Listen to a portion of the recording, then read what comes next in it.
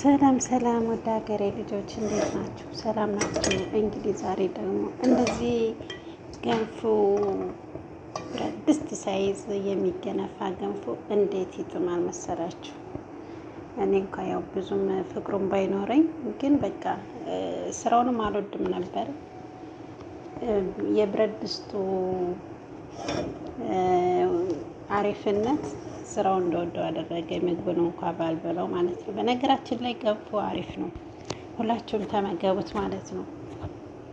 በተለይ በብርድ ሰዓት የምትወዱ ሰዎች ብሉ እና እንደዚህ ብረት ድስቱ ራሱ እንኳን ገንፎ የተገነፋበት ታጥቦ የተቀመጠ ነው የሚመስለው። አያችሁት? ተወደዳችሁት ሼር ላይክ አርጉት ማለት ነው። ለነ ሊጣሊጥ ድረስ